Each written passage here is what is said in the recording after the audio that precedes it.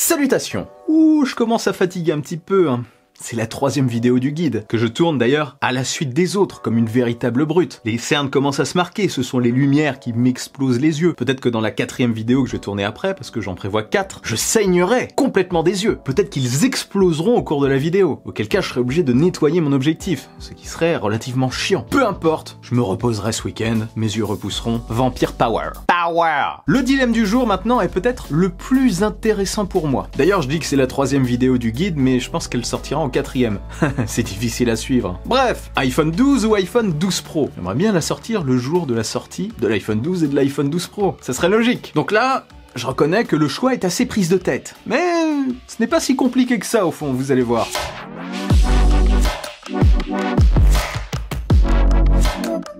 Franchement, Apple a bien géré la tarification cette année. C'est assez millimétré, je trouve. À partir de 909 € pour l'iPhone 12 en 64 Go de stockage, je ne sais pas pourquoi je me baisse comme ça. Bonjour, l'iPhone 12 en 64 Go de stockage et 1159 € pour l'iPhone 12 Pro avec cette fois-ci 128 Go de stockage. À stockage égal, l'iPhone 12 coûte, donc en 128 Go de stockage, 959 €. Ce qui fait environ, enfin pas environ, ce qui fait 200 € d'écart entre les deux modèles. 200 € justifiés? Là est toute la question en fait que vous devez vous poser. Déjà, les deux modèles sont assez similaires sur pas mal de points. Leur design général est proche, mais seule la finition change vraiment. L'iPhone 12 Pro est par contre un petit peu plus lourd, lié probablement à ses composants et surtout à sa finition, en acier. Mais les deux modèles font exactement la même épaisseur, 7,4. Ils ont le même gabarit, même taille d'écran aussi, plus lumineux certes sur le Pro mais OLED sur les deux, compatible 5G tous les deux, donc ça leur offrira à chacun une très bonne longévité. Même nouveau processeur A14, pareil, cool pour la longévité, et apparemment la même autonomie sur le papier, à tester aussi. Face ID sur les deux, MagSafe sur les deux pour y attacher des accessoires de manière magnétique, des coques, des porte-cartes, mais surtout le nouveau chargeur sans fil magnétique de la marque, en attendant les produits tiers, ce qui signifie la fin programmée du port de charge comme je le disais dans les précédentes vidéos, je vais le répéter à chaque fois, oui. Même résistance physique et à l'eau apparemment, il résiste peut-être de la même façon au coup de poing, je ne sais pas, je n'ai pas testé, je laisse faire les autres. Non vraiment, comme vous pouvez le constater, les deux modèles sont super proches. C'est vraiment sur la partie caméra, si on enlève la finition bien sûr, que la différence se fait. Les deux modèles ont un objectif classique et un ultra grand angle, mais l'iPhone 12 Pro dispose d'un téléobjectif en plus et d'un scanner LiDAR. Ce dernier, en plus d'offrir plus de précision pour la réalité augmentée, offre aussi des nouveautés en termes d'image. Il permet notamment à l'iPhone 12 Pro de faire des photos de portraits de nuit et d'avoir une mise au point automatique plus rapide lorsque les conditions d'éclairage sont plutôt faibles. Les conditions lumineuses, pardon, sont plutôt faibles. Côté vidéo, l'iPhone 12 Pro permet aussi de filmer en Dolby Vision,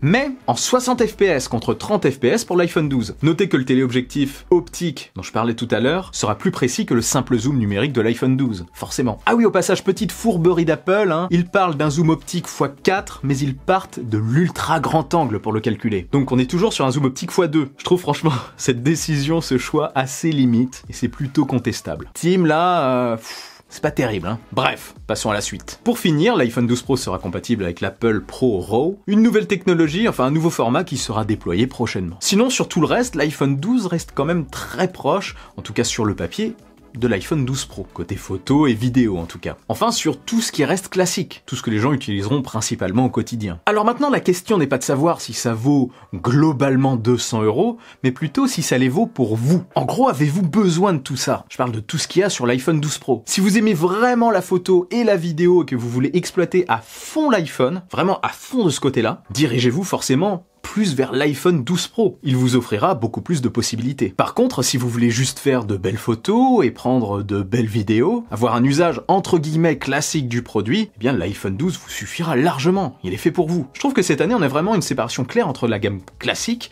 et la gamme Pro. L'iPhone 12 n'a cette fois-ci pas à rougir devant l'iPhone 12 Pro, et c'est pour ça d'ailleurs que son tarif a évolué un peu vers le haut, pour rapprocher un petit peu les deux modèles. Tout le monde n'a pas besoin d'un super photophone vidéophone. La majorité des personnes veulent simplement faire de belles photos et de belles vidéos. Ainsi, le 12 non Pro est fait pour eux. Voilà, j'espère que c'est clair pour vous. L'iPhone 12 est redevenu pour moi l'iPhone central. Ce n'était plus vraiment le cas avant, hein. Je trouvais que ça s'était décalé vers le Pro. Et là, il y a une sorte de rééquilibrage vers l'iPhone 12 qui propose des choses quand même très intéressantes. C'est devenu l'iPhone central, oui, et il est très intéressant et sera très satisfaisant pour la majorité des utilisateurs pour moi. L'iPhone 12 Pro est pour ceux qui veulent d'abord le meilleur iPhone, pour ce gabarit en tout cas, parce que l'iPhone 12 Pro Max est encore un peu supérieur, mais ça on en parlera plus tard, ou pour ceux qui veulent en faire un outil performant, puissant, de photographie et de vidéo. Quoi qu'il en soit, personnellement j'ai vraiment hâte de tester les deux modèles pour vous dire ce que j'en pense, et ça arrive très prochainement. Mettre un 12 mini comme ça, quand même très intéressant, qui saura satisfaire ceux qui étaient en quête d'un petit smartphone avec de belles prestations, un 12 qui n'a rien à envier au 12 Pro, enfin très peu, hors photo et vidéo, un 12 Pro intéressant pour ceux qui veulent un très bon smartphone avec ce gabarit-là, et un 12 Pro Max pour ceux qui veulent quelque chose d'énorme et de super efficace. Voilà, bref, dites-moi en commentaire quel modèle vous avez choisi entre ces deux-là, ou alors un autre. Si vous hésitez encore, ou si vous avez des questions, n'hésitez surtout pas à laisser un commentaire. Je lis vos commentaires, ça me permet de me diriger un peu. J'essaierai d'y répondre, mais je peux pas vous le promettre parce que, bon, il y a pas mal de commentaires, hein. Ça devient assez compliqué, mais quelqu'un d'autre vous répondra peut-être, je l'espère. Sinon, vous retrouverez les autres vidéos du guide dans la description, les liens vers les iPhones aussi dans la description. Et si cette vidéo vous a plu et que vous voulez m'aider à passer le cap des 100 000 abonnés, partagez-la sans oublier le bon pouce en l'air qui claque. Abonnez-vous à ma chaîne et suivez-moi sur les réseaux sociaux, sur Twitter et sur Instagram. Sur ce, on se retrouve très vite pour une nouvelle vidéo. Prenez soin de vous et de votre entourage. Vive la technologie, vive le futur. Allez, salut!